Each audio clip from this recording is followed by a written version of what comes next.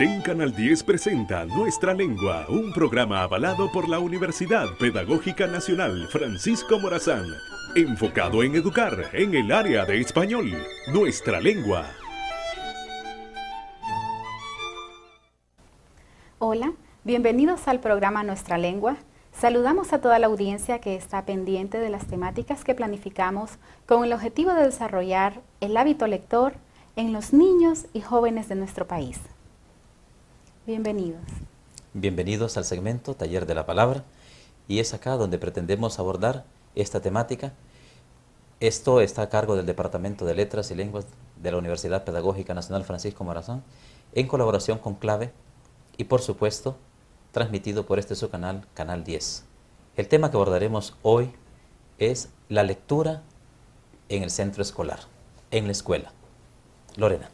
Así es, estaremos abordando este tema de suma importancia y, como bien sabemos, ustedes están muy expectantes de cada temática que se transmite. Vamos a desarrollar y empezaremos diciendo que la lectura es de suma importancia, y si bien es cierto, sabemos que tiene diferentes momentos, y algunos le llaman esos 3 momentos vitales de la lectura: el antes, el durante y el después. Otros lo prefieren como la pre-lectura, la lectura y la post-lectura. No importa el orden, lo importante es que desarrollemos esta temática y que usted pueda conocer esas estrategias que son útiles para la transmisión de la lectura en nuestros niños y jóvenes. Así es, Lorena. El día de hoy pretendemos que ustedes, amable audiencia que nos acompaña, podamos ver nosotros estos momentos. Además, algún tipo de metodología que podamos utilizar, y por supuesto tendremos para ustedes la lectura de un cuento corto, con la idea de que podamos nosotros aprovechar y ver que la lectura es un placer. Es algo que nos lleva más allá. Decíamos en el programa anterior, en donde si se nos inculca desde que estamos infantes, nosotros podemos ser buenos lectores. Y ahora pues ya estamos hablando ya de la época escolar, ya netamente para los niños y jóvenes que nos están viendo, padres de familia y por supuesto los profesores. Vamos a hacer esos momentos de la lectura, y lo que pretendemos con esto es que usted sea consciente de que estos momentos son especiales y que la literatura nos ayuda a tener un mundo sin igual, un mundo sin fronteras, podríamos decir. Y por eso, por favor, presentamos la primera diapositiva. La lectura. La lectura es una actividad humana, es una fuente inmensa de placer y es la clave del aprendizaje escolar. No existe otra actividad más productiva para el alumno, sobre todo en la enseñanza. Así es, Lorena. Podemos nosotros apreciar que la lectura es humana, en donde la lectura va más allá, donde por medio de la lectura nosotros descubrimos mundos sin iguales, un mundo que muchas veces es desconocido. Claro, si lo vemos nosotros en el hábito de la lectura, un libro es desconocido. Cuando ya entramos, escudriñamos sus páginas, sus hojas, podemos nosotros tener esa cercanía y poder ver nosotros ese ambiente sensorial que podemos ir adquiriendo al momento de estar en la lectura. En la misma diapositiva, Lorena, si nos hace el favor, por favor, de poder leer ese pequeño cuento corto que tenemos. Por supuesto. La sopa. Esta sopa es muy mala, decía una mañana Juanita a su mamá. No se puede comer. No tengo tiempo ahora de hacer otra, contestó la mamá, pero esta tarde le daré una mejor. La madre fue después con Juanita al jardín a desenterrar papas. Juanita estuvo ocupada todo el día en recogerlas y echarlas en sacos. Después que volviera a la casa, trajo la madre la sopa. Juanita la probó y dijo: «¡Qué buena está! Esta es mucho mejor que la otra», y se comió un plato lleno. La madre se rió y dijo: «Es la misma sopa que encontraste mala esta mañana. Ahora te gusta porque el trabajo te ha abierto el apetito». Podemos apreciar, Lorena, así es, ese pequeño cuento corto tomado de Nuevo Método de Lectura de don Claudio Maté. Ahí podemos ver nosotros esa lectura. Simple y sencillamente hasta nos lleva a la reflexión. y es que nos relata una historia, un cuento corto, en donde tenemos una introducción, un nudo y un desenlace, si lo vemos así, unos tres ciertas circunstancias. La introducción decía ahí la sopa, no gustó la sopa, en otro momento mencionamos ahí que la mamá le ofreció sopa o otro tipo de comida más tarde, se fueron a trabajar y cuando ya regresó le ha servido la misma sopa y le dijo a la hija, Juanita, esta sopa la siento diferente. Y muchas veces vemos nosotros ahí cuántos aspectos morales podemos descubrir nosotros en ello. En la siguiente diapositiva podremos apreciar la lectura en la escuela. Tenemos los momentos antes de leer, número 1, número 2, durante la lectura y número 3, después de la lectura. También tenemos las estrategias, Lorena, y ahí podemos ver nosotros en dónde es parte fundamental del docente. En las estrategias tenemos nosotros que tener un muestreo, anticiparnos a ciertos hechos, la inferencia que se pueda tener del texto mismo, un monitoreo o una metacomprensión. Esto estamos hablando, Lorena, desde la lectura inicial a final del libro mismo o del cuento de lo que estemos leyendo. Así es, y tenemos también las modalidades, que es vital, la lectura en voz alta, lectura guiada, lectura en parejas, lectura independiente, lectura comentada y la lectura de episodios. En esos momentos, estrategias y modalidades, Lorena, podemos nosotros aprovechar en qué decir, la labor del docente va más allá. La labor está centrada, si bien es cierto, en 3 momentos, como usted lo mencionó en la introducción, tenemos la prelectura, la lectura y la poslectura. En esos momentos, nosotros tenemos que ir moviendo al estudiante en cada una de esas circunstancias. Habrá algunos niños, y por eso decíamos que cuando los niños saben mucho de la lectura, cuando los niños están como inmersos en el libro que están leyendo, en el cuento, en la fábula, vamos a tener unos comentarios fabulosos. Pero habrá algunos que les corresponde estar un poco lentos, un poco pausados. Es ahí entonces donde hacemos nosotros esa lectura en pares, esa lectura en voz alta. Esto nos ayuda tanto al docente como al mismo niño el poder tener una comprensión diferente. Y por supuesto, todo lo que conlleva la lectura misma. En la siguiente diapositiva, y ya centrándonos en los momentos precisos de la lectura, Lorena. Vamos a hacer énfasis antes de leer, implica incitar a la lectura, dar a conocer el propósito, formular predicciones, activar los conocimientos previos relativos al tema, que implica conocer el vocabulario. Así es, Lorena. Incitar a la lectura, muy importante. El docente, que es quien debe conocer ya el texto, que previo ya lo ha leído, es ahí donde tiene que ir motivando al estudiante, al niño, en poder decir, miren, este cuento nosotros podemos descubrir, o ustedes tendrán cierta duda con el título que aparece en el libro. Al final, quizás al final usted podrá descubrir qué es. Nosotros tenemos que motivarlo. Y quizás en algún momento, y claro debe ser, que nosotros mismos tomamos el libro, tomamos el texto y damos la lectura, el inicio de la lectura, y esto propiciará, Lorena, en que nuestros niños se enfoquen más allá, no solamente se vayan a quedar allí en decir, es que qué aburrido, es que la hora, no, al contrario, es motivarlos, hacer una entonación diferente, eso ayuda mucho para los niños. En la siguiente diapositiva podemos apreciar, Lorena. Durante la lectura, es necesario hacer anticipaciones, relacionar imagen-texto, elaborar inferencias, llevar a cabo la confirmación y autocorrección. Vemos ahí nosotros que durante la lectura, así es, que con respecto al hacer anticipaciones, como nosotros los docentes ya habremos leído el texto, como hacía referencia hace un momento, la idea es que usted, en estos momentos probablemente se encuentren con, y nosotros los docentes le vamos poniendo ese sazón, ese picantito que muchas veces le hace falta a la lectura para propiciar en estos niños ese ambiente agradable. Y también, si tenemos una biblioteca cerca, lo más idóneo será conducir a los estudiantes con el texto que corresponda hacia la biblioteca y poderle decir al niño, hombre, esto es un ambiente especial, vamos a familiarizarnos con, etcétera. Y eso, Lorena, ayudará a que nuestros niños, nuestros estudiantes, eso hablando como padres de familia, profesores, motivar e incitar a la lectura que vaya más allá. En la siguiente diapositiva. Después de la lectura, comprensión global y específica de fragmentos o tema del texto, inferencias, recapitulaciones, reconstrucción de contenidos, formulación de opiniones, expresión de experiencias y emociones personales, Aplicación de las ideas leídas a la vida cotidiana, construcción de textos. Así es, Lorena. Ya estamos hablando nosotros de que el texto ya se leyó, de que ya no tenemos más que hacer, sino más que hacer el comentario. Es ahí entonces donde muchas veces podemos decirle, vamos a ver Juanito, vamos a ver Pedrito, ¿qué nos puede decir de la lectura?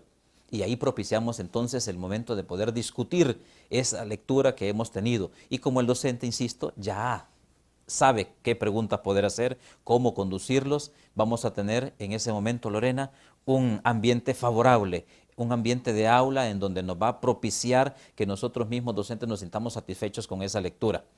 Y bueno, estimada audiencia, esto ha sido todo por hoy. Por favor, les incitamos, les motivamos a que usted como docente, como padre de familia, pueda tener un libro que, si bien es cierto, es suyo, es su lectura, pero que también puede compartir con su hijo, con su esposa, con su esposo, con el resto de la familia, y poder recomendar un libro es lo mejor. Así es que por hoy nos despedimos. Muchas gracias por habernos acompañado. Lorena. Así es. Continúe con el programa Nuestra Lengua. A continuación, novedades del español.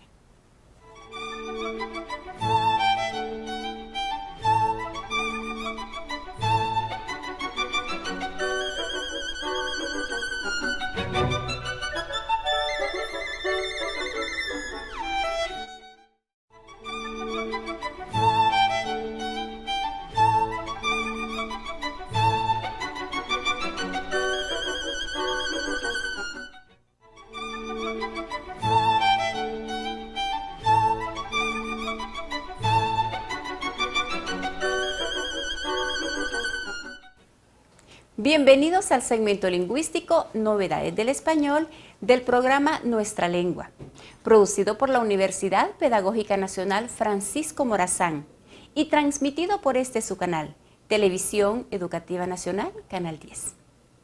El 21 de febrero se celebró el Día Internacional de la Lengua Materna y el 5 de marzo el Día Mundial de la Eficiencia Energética.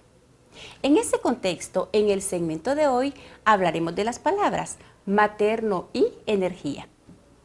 La lengua materna es la lengua que aprende una persona en el contexto familiar y la que usa para comunicarse normalmente. Escuchemos los datos etimológicos, semánticos e históricos de la palabra materno. La palabra materno viene del latín maternus, compuesta de mater, madre, de ahí las palabras madre y materia, y el sufijo nus, que indica pertenencia y procedencia. De maternus también tenemos maternal, relativo a la madre, maternidad, cualidad de madre, maternizar, convertir algo para que tenga cualidades maternas. La palabra latina mater viene de la palabra indoeuropea mater, que nos dio metrópoli a través del griego mater.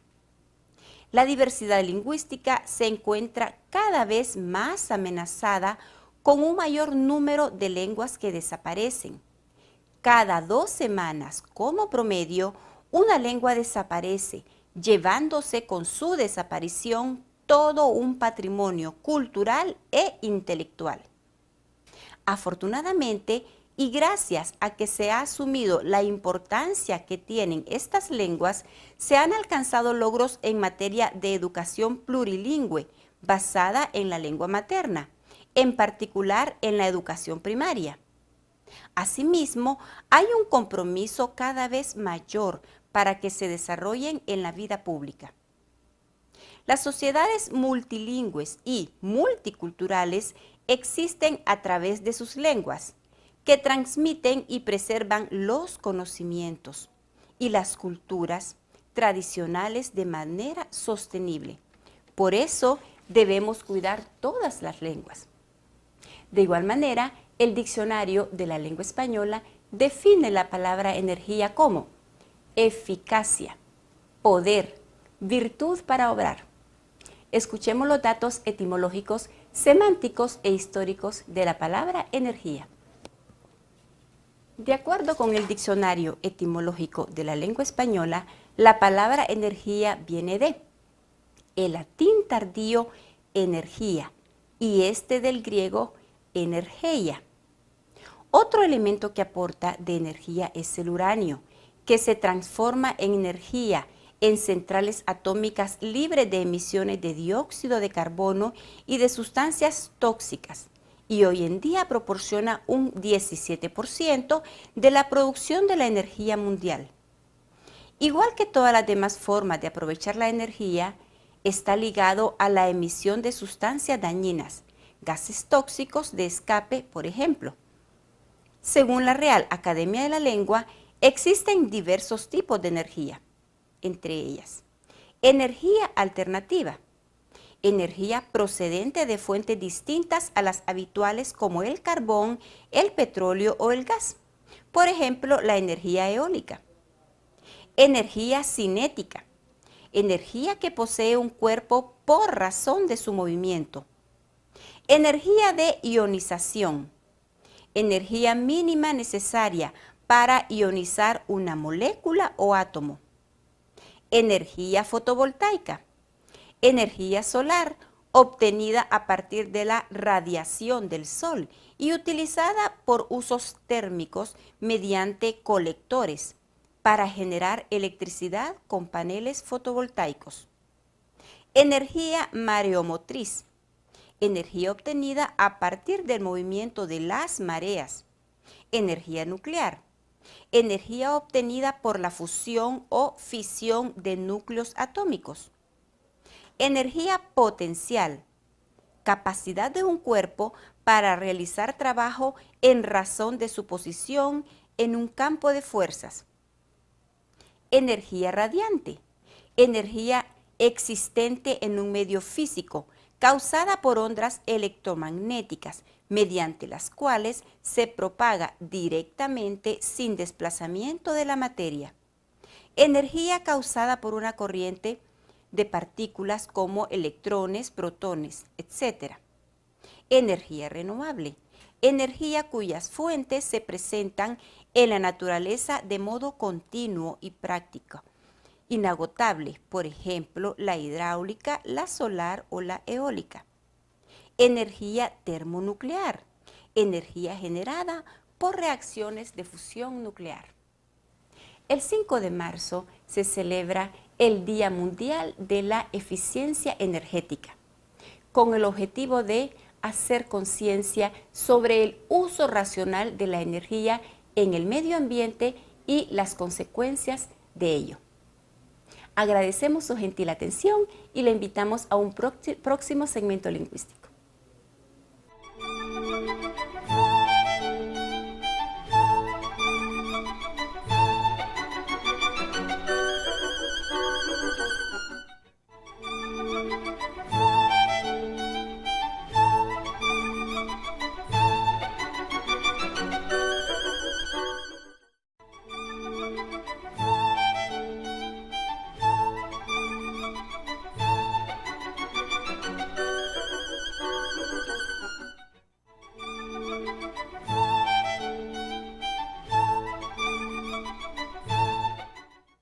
Bienvenidos una vez más al segmento de Café Literario.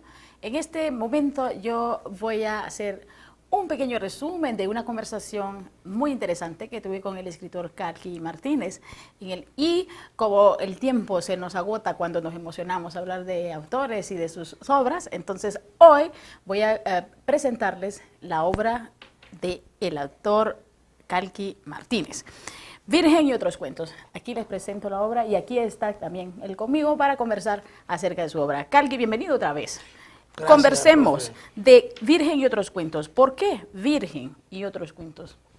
¿Cómo decidió el título de esta obra? Bueno, para empezar debo confesar que soy muy malo para ponerle título a los cuentos, que siempre los pongo al final, pero Virgen terminó llamándose así porque la historia es sobre el martirologio de una adolescente, una muchacha adolescente, donde es víctima de todos los estados e instituciones de la sociedad, hasta degradarla y que termina con su muerte. Entonces la personaje se llama Suyapa, y recordemos que Suyapa pues, es un nombre hondureño. Y cuando yo empiezo a hacer la relectura del texto empiezo a encontrar ese simbolismo que generalmente con que se estigmatizan las vírgenes. Entonces le pongo virgen también porque también revela un juego, Hay un que juego. es con el lector, porque en realidad Suyapa tampoco no tiene absolutamente nada de virgen, ¿no? Sí. Entonces eso es algo que a veces no explico tanto, pero quisiera más bien que el lector descubriera el texto. Ahora, con respecto al libro, son 5 relatos. De estos 5 relatos, 3 fueron primer lugar nacional de cuentos. Y están de alguna manera hermanados por la violencia que padecemos en este país, en todas sus formas, dentro de todas las esferas sociales.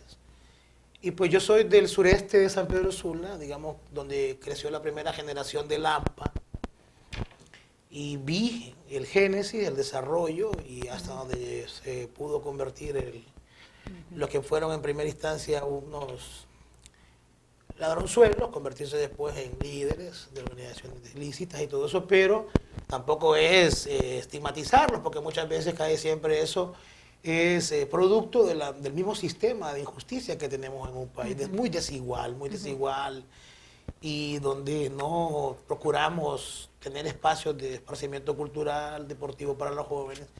Entonces, Virgen y otros cuentos es esa colección de relatos que trata la violencia como tema principal y supeditado a la violencia, pues todo lo que esto implica, que es un libro bastante intenso en cuanto a emociones y sentimientos.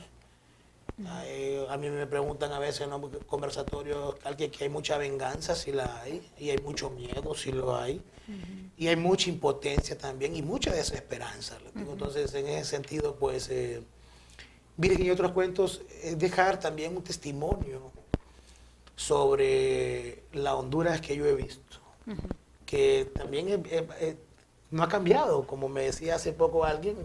Sí. Si usted revisamos en un siglo y unas cuantas décadas, desde las montoneras hasta la fecha, Honduras siempre ha sido un país bastante violento. Sí.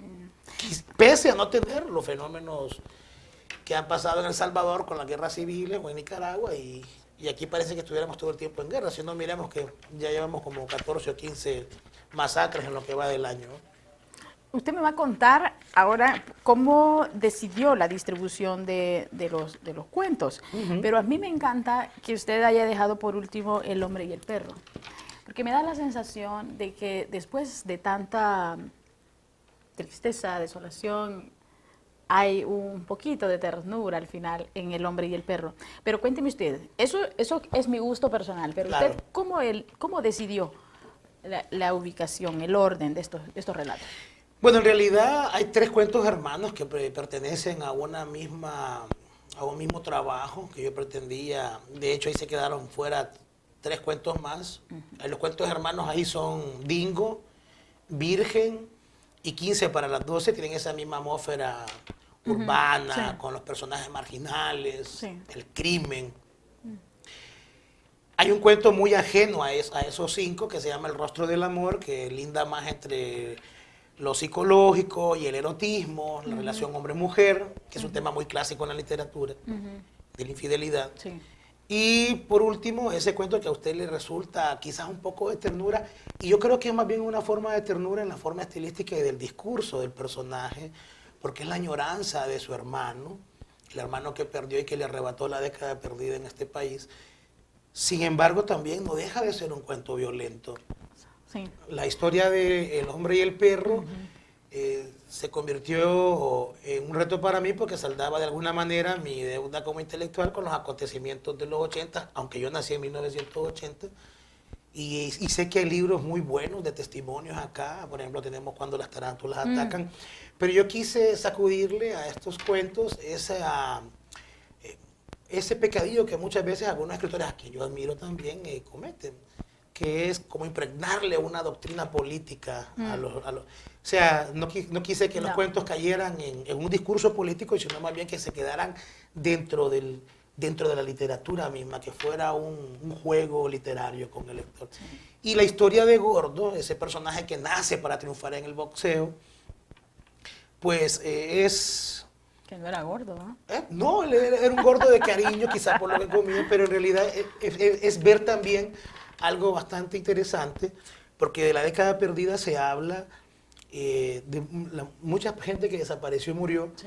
pero también no se habla, porque en los intersticios de la historia los escritores hacemos eso, rescatamos algún personaje que se ha escapado de la óptica de la historia o de la sociología. Creo que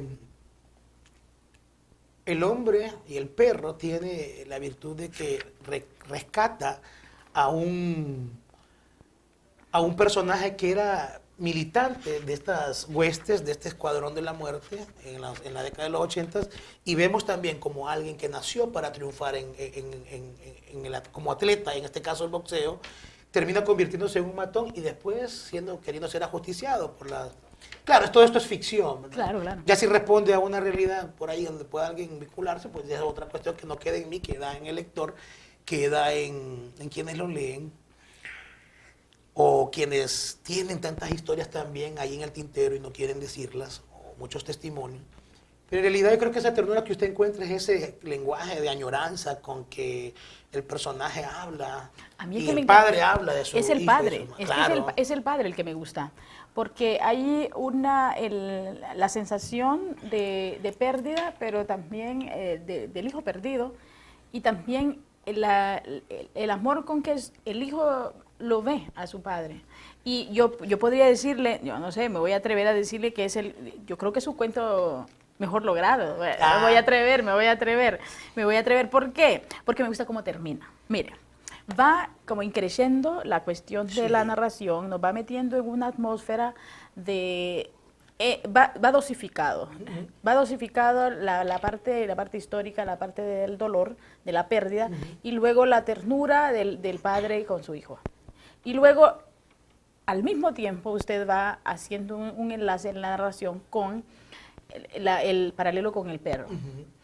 Y me encanta el final, porque usted termina, o sea, en toda la narración va haciendo una comparación entre el personaje y el perro, y termina justamente con esa comparación en la muerte. Entonces, me parece que lo pensó muy bien, lo trabajó muy bien, porque la narrativa es un trabajo intelectual, ¿verdad? Como Muy toda la pensado. literatura. Sí, No, yo creo que la poesía es más emotiva. Yo digo que esto es más cerebral, ¿no? Más de... Por eso yo hice la acotación al inicio de que la poesía debería ser un género que se escriba con el cúmulo de experiencia y de lectura. Sí, ¿verdad? Pero aquí en Honduras tenemos muchos poetas que son muy precoces, pero bueno, esa es otra historia.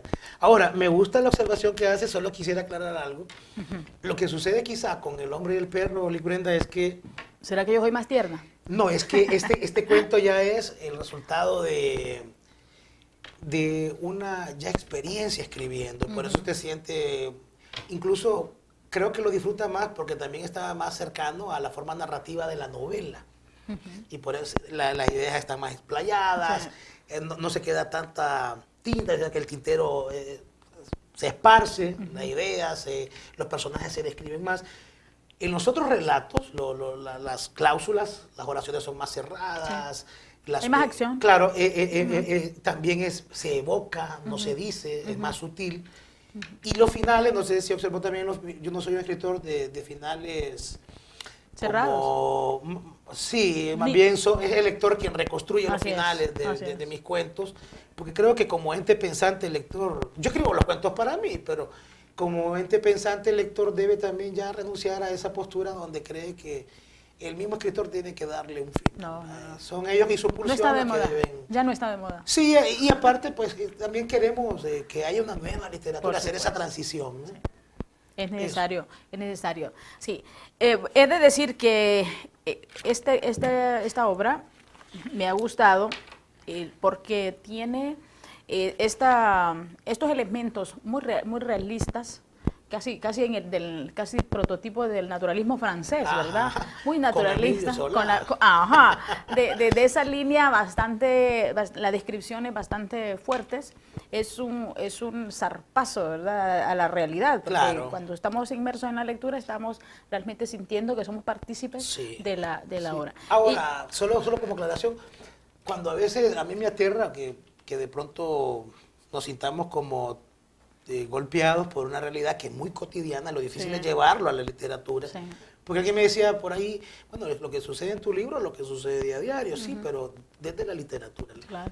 Ahora, Yo creo que tampoco, aunque algunos personajes, como decía, son marginales y son su propia jerga, esa variación lingüística que tenemos, que es muy popular y nadie la ignora, tampoco es una oda al reggaetón, ¿va? Porque también hay que aclararlo, es literatura urbana y contemporánea, no es... yo creo que hay que hacer siempre esas disecciones entre lo que se hace dentro de un arte y lo otro como algo tan popular y sin valor como el reggaetón. Sí, sí. Aquí entonces vea usted Virgen y otros cuentos de Calque Martínez. Es una obra que vale la pena leerla. Usted disfrútela. Es una obra que relata todos los acontecimientos que podrían pasar en una sociedad como la nuestra. Pero, ¿Y qué pasan?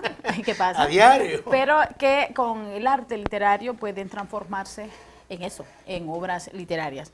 Y como les decía, el buen sabor de boca queda en el último cuento, a mi gusto personal, justamente por la ternura. Es decir, me gusta también porque ven creciendo también la dosis de ternura. Entonces, en un primer momento vamos leyendo realidad, y de pronto la pareja tierna la pareja de ancianos que ya está al final de su vida y que conversa sobre sus añoranzas, con mucha ternura. Muy bien, muchas gracias, Calque. Bienvenido siempre. Gracias por recibirnos y que haya más de estos programas en la televisión nacional. Necesitamos, como dije anteriormente, que se rescate, si alguna vez lo hubo. Yo recuerdo que en los 90s y 80s habían programas que incentivaban el conocimiento y la cultura. Y pues ojalá no se sigan cerrando espacios como la Secretaría de Cultura, que fue liquidada. Absurdo, ¿eh? Y pues que ojalá pues recuperemos ese espacio de la lectura y la cultura. Muchas gracias. Bueno, lo esperamos para sus próximas producciones. Y siempre tenga usted aquí una casa abierta. La universidad siempre será su hogar. Muchas gracias, profe. Y a ustedes en casa, gracias por estar en Café Literario. Hasta pronto.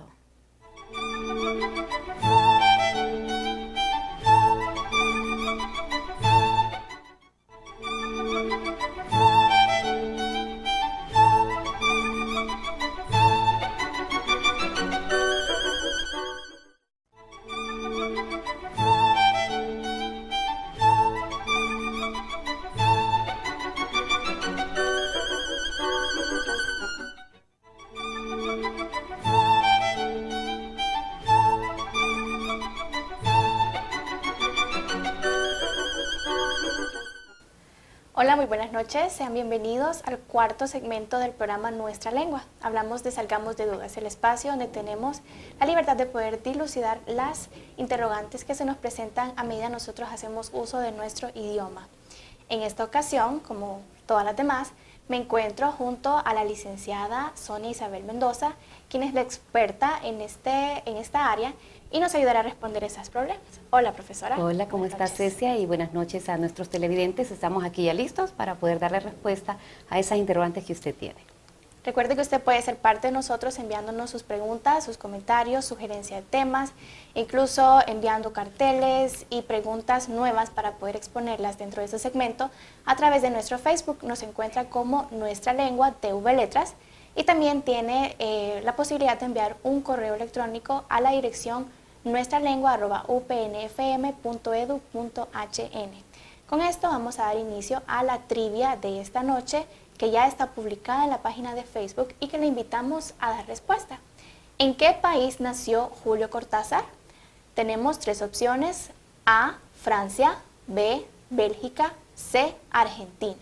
Si usted conoce el país donde nació Julio Cortázar, le invitamos a que dé respuesta a esta trivia mediante un comentario en la publicación que se encuentra en nuestra página de Facebook.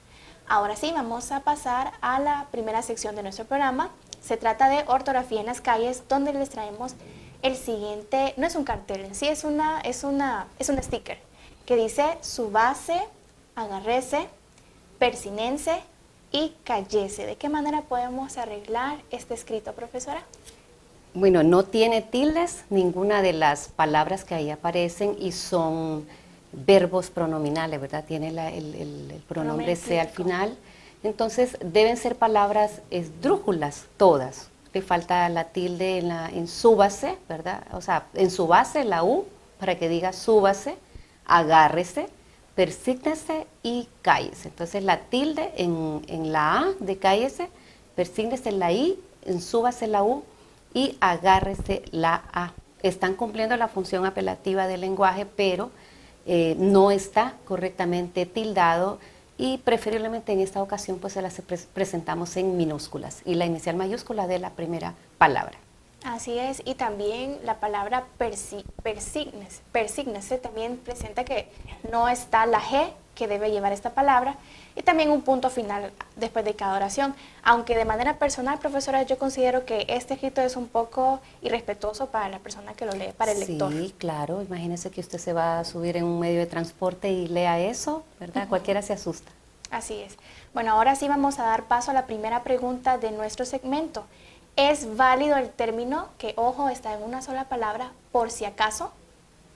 ¿Qué diríamos de este término? Que es un sustantivo, escrito en una sola palabra y es válido en español, pero con el sentido de cualquier cosa que pueda ser utilizada en caso de necesidad o imprevisto, frecuentemente aquello que se mete en una maleta o un bolso.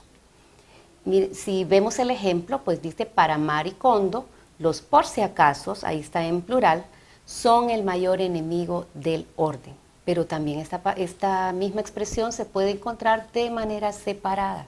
Así es, recordamos que no hay que confundir este sustantivo que se escribe en una sola palabra con la locución adverbial por si acaso, que ahí lo vemos que sí está en 3 palabras. ¿Qué significa en previsión de una contingencia? Y tenemos un ejemplo para ilustrar este significado. Estaban buscando a su mascota cuando, por si acaso, decidieron revisar la alcantarilla que quedaba en su patio. Entonces son 2 palabras que de manera fonética son totalmente parecidas, igual, ¿verdad? Iguales. Solo que en su escritura sí hay una gran diferencia y también corresponden a 2 categorías gramaticales distintas. Y ese es un término nuevo, en verdad, por si acaso en una sola palabra, muy nuevo para todos los que hasta ahora lo conocemos y que tiene su significado, que en el ejemplo que ilustrábamos, Maricondo es una mujer que trata de arreglar cosas de vestuario y que considera que la mujer debe estar, bueno, la mujer y el hombre debe estar siempre preparado para cualquier situación que se dé respecto a su vestuario. Sí. Entonces un por si acaso es algo desastroso. Sí, un imprevisto. Entonces en la primera sería sustantivo y en la segunda la locución adverbial. Allá podemos decir que la contingencia es decir que puede ocurrir o no puede ocurrir algo. El contexto va a ser diferente y la categoría gramatical también, pero usted ya sabe que no va a sonar como chocante a la vista cuando usted le encuentre estas 3 palabras en una sola y que representan a un sustantivo. La siguiente pregunta a la que vamos a dar respuesta ahorita va dedicada a mi compañera de trabajo, Alicia, que me preguntó, ¿ocupar y necesitar son sinónimos? ¿Qué diríamos? En el Diccionario de Americanismos del 2010 se precisa que el término ocupar suele emplearse con el sentido de usar o emplear algo. En México, Honduras, El Salvador, Nicaragua, Ecuador, Bolivia y Chile. Asimismo, en Honduras, Nicaragua, Costa Rica y México se usa con el sentido de necesitar a alguien o algo, una cosa o una persona. ¿Pero qué podemos decir del término ocupar, Cecia? Ocupar tiene varias acepciones dentro del diccionario de la Real Academia Española y vamos a leer algunas para que veamos que puede, bueno, como decía el diccionario de americanismos, sí funciona, ¿verdad? Como sinónimo. Vamos a dar lectura a estas acepciones. Primero, tomar posesión o apoderarse de un territorio, invadiéndolo o instalándose en él. En historia podemos hablar sobre la ocupación alemana dentro de Francia, por ejemplo. En el número 2, obtener, gozar un empleo, dignidad o mayorazgo. 3, llenar un espacio o un lugar. 4, dar qué hacer o en qué trabajar. 5, emplearse en un trabajo, ejercicio o tarea. 6, preocuparse por una persona prestándole atención. Y 7, poner la consideración en un asunto o negocio. Pero hemos escuchado esas expresiones como ocupo comprar una licuadora para mi casa. Y puede sonar un poco chocante dentro de las personas que creemos que ocupar es cuando uno está situado en un lugar y no cuando uno necesita algo. Entonces no es recomendable, ¿verdad? Sí. Usarlos como sinónimos. Vamos a hacer ahí una aclaración, fíjense bien. Va a depender del uso. En muchas ocasiones hemos dicho que en el habla coloquial es muy usual que se tienda a confundir los significados, ¿verdad? Si en este caso Cecia nos presentó unas acepciones del verbo ocupar, pero ninguna de ellas hace como un sentido preciso de necesitar por ocupar. Pero sí es común, como se mencionaba en los países que anteriormente leímos, que ¿verdad? Que puede usarse más en el habla coloquial. Pero si es en el habla más cuidada o en el lenguaje culto, vamos a procurar o a aconsejar de que ocupar tenga su significado y necesitar otro. En muchas ocasiones hemos escuchado, así como mencionaba Cecia el ejemplo, ocupo hablar contigo, ¿verdad? O ocupo un favor de usted. Entonces diríamos, necesito hablar con usted, ¿verdad? Porque no hay un concepto como tan próximo que digamos que sí pueden ser sinónimos absolutos. Es decir, en el habla frecuente sí solemos hacerlo, pero comentábamos, ¿verdad? Y Cecia lo decía también, que puede causar una ambigüedad para aquellas personas que no suelen emplearlo como sinónimo. O sea, sí, en unas zonas, va a depender del país donde estemos, en el habla cotidiana que se emplea, pero no siempre para los países que no suelen usarlo, va a sonar un poco chocante o puede crear una ambigüedad.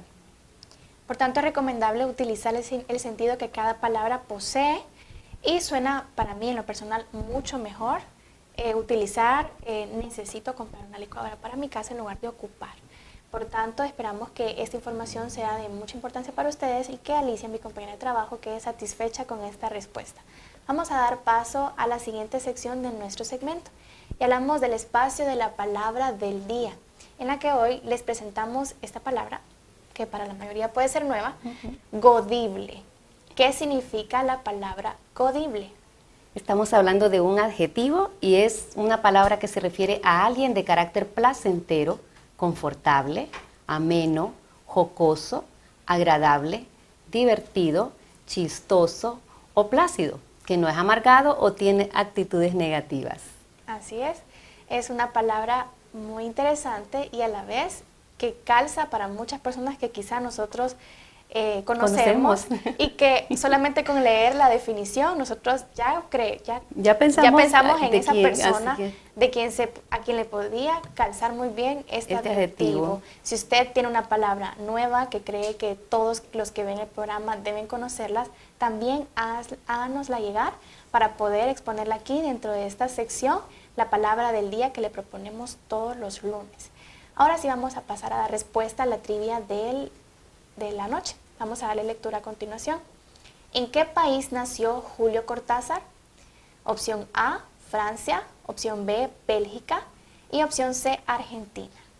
La opción que tenemos para esta trivia es la opción B. Nació en Bélgica y es un escritor argentino, pero circunstancialmente, ¿verdad? Nació en este país porque el padre sobre todo estaban como funcionarios en la Embajada de Argentina en Bélgica, pues de manera circunstancial ahí está, pero es un escritor argentino muy reconocido y sobre todo una de las obras más notables de él es Rayuela. Así que esperamos que hayan acertado la trivia y agradecemos que ustedes hayan estado con nuestra fiel sintonía.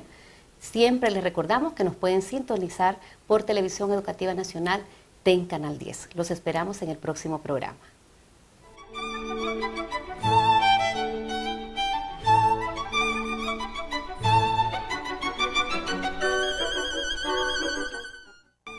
TEN Canal 10 presentó Nuestra Lengua. Los esperamos el próximo lunes a las 8 de la noche por TEN Canal 10.